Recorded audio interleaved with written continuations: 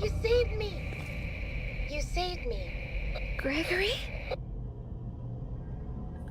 I'm Gregory. You're not Gregory.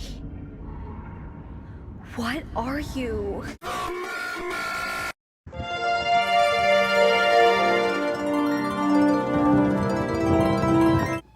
Greetings, Wutan Shanibas. It is I, Beastly Dragoon, and I am here to talk about my newest, well, not newest, but one of the newer customs that I have. It is the Mimic, as you've seen from the intro.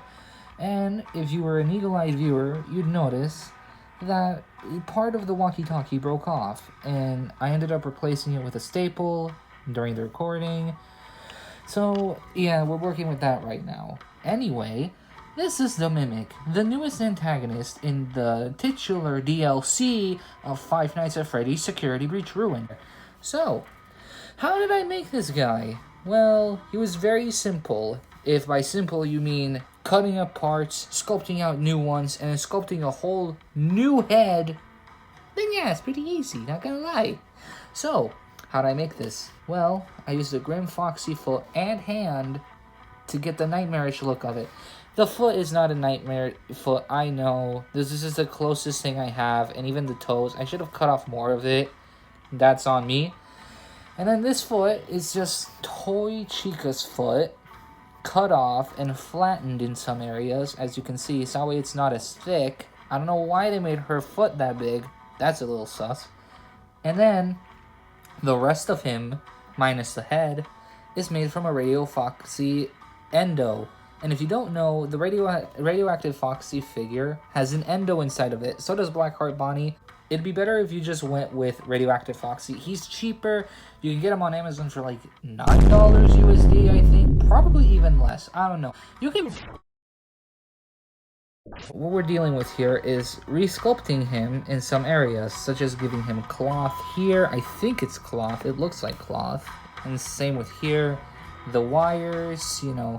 He has like just a pile of wires here, and just some sprinkled on over there. Sprinkled on.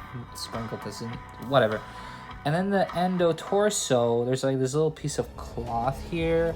There's wires. He has a completely different designed endo, but I assure you, it is the FNaF 1 endo. You can tell just by the overall shape of the endo. And this is the only endo, besides Grim Foxy, this is the only endo Funko has ever done. And then the head, as you can see, it's very clearly sculpted. It's just a square. It's basically a Minecraft head. It's like an iron block. Yeah, it's an iron block. And then the teeth is just cardboard painted to look like teeth. And that's about it. That's pretty much it with him. The thing is, I also made this walkie-talkie as his own little accessory. And it's completely sculpted from a thing called Milliput. It is a 2-part air dry epoxy, meaning that once you mix the 2 parts together, it'll start drying. So you have some time to work with it. I think you have like an hour to work with it before it starts to harden really bad.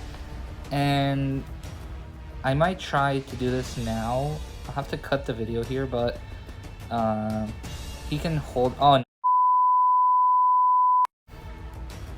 After experiencing some technical difficulties, we're finally back. And as you can see, he can hold the Freddy walkie-talkie. And unfortunately, as you saw, the hand fell off. And that's just one of the issues, the only issue I'll say, with him. The other issue is that because the hand isn't made to hold it, it'll fall off pretty easily.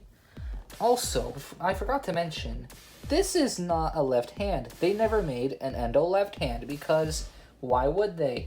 The Radioactive Foxy has a hook for a left hand, and Blackheart Bonnie doesn't have an endo hand either.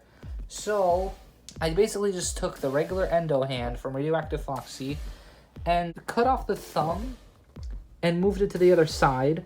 For the endo, it looks like nothing happened to it, right?